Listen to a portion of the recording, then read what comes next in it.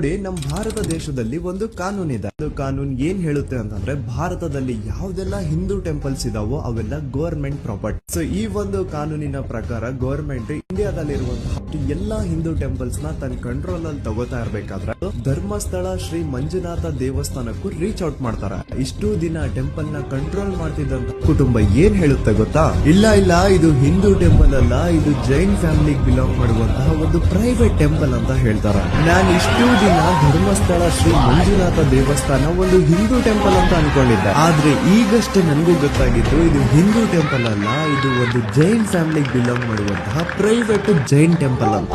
ನೋಡಿ, ನಮ್ಮ ಭಾರತ ದೇಶದಲ್ಲಿ ಒಂದು ಕಾನೂನು ಇದೆ. ಅದು ಕಾನೂನು ಏನ್ ಹೇಳುತ್ತೆ ಅಂತಂದ್ರೆ, ಭಾರತದಲ್ಲಿ ಯಾವ್ದೆಲ್ಲ ಹಿಂದೂ ಟೆಂಪಲ್ಸ್ ಇದಾವೋ ಅವೆಲ್ಲ ಗವರ್ಮೆಂಟ್ ಪ್ರಾಪರ್ಟಿ. ಸೊ ಈ ಒಂದು ಕಾನೂನಿನ ಪ್ರಕಾರ ಗವರ್ಮೆಂಟ್ ಇಂಡಿಯಾದಲ್ಲಿರುವಂತಹ ಎಲ್ಲಾ ಹಿಂದೂ ಟೆಂಪಲ್ಸ್ ನ ತನ್ನ ಕಂಟ್ರೋಲ್ ಅಲ್ಲಿ ತಗೋತಾ ಇರ್ಬೇಕಾದ್ರೆ ಧರ್ಮಸ್ಥಳ ಶ್ರೀ ಮಂಜುನಾಥ ದೇವಸ್ಥಾನಕ್ಕೂ ರೀಚ್ ಔಟ್ ಮಾಡ್ತಾರೆ. ಇಷ್ಟು ದಿನ ಟೆಂಪಲ್ ನ ಕಂಟ್ರೋಲ್ ಮಾಡ್ತಿದ್ದಂತ ಕುಟುಂಬ ಏನ್ ಹೇಳುತ್ತೆ ಗೊತ್ತಾ? ಇಲ್ಲ ಇದು ಹಿಂದೂ ಟೆಂಪಲ್ ಅಲ್ಲ, ಇದು ಜೈನ್ ಫ್ಯಾಮಿಲಿಗೆ ಬಿಲಾಂಗ್ ಮಾಡುವಂತಹ ಒಂದು ಪ್ರೈವೇಟ್ ಟೆಂಪಲ್ ಅಂತ ಹೇಳ್ತಾರೆ. ನಾನು ಇಷ್ಟು ದಿನ ಧರ್ಮಸ್ಥಳ ಶ್ರೀ ಮಂಜುನಾಥ ದೇವಸ್ಥಾನ ಒಂದು ಹಿಂದೂ ಟೆಂಪಲ್ ಅಂತ ಅನ್ಕೊಂಡಿದ್ದೆ. ಆದ್ರೆ ಈಗಷ್ಟೇ ನನಗೂ ಗೊತ್ತಾಗಿದ್ದು ಇದು ಹಿಂದೂ ಟೆಂಪಲ್ ಅಲ್ಲ, ಇದು ಒಂದು ಜೈನ್ ಫ್ಯಾಮಿಲಿಗೆ ಬಿಲಾಂಗ್ ಮಾಡುವಂತಹ ಪ್ರೈವೇಟ್ ಜೈನ್ ಟೆಂಪಲ್ ಅಂತ.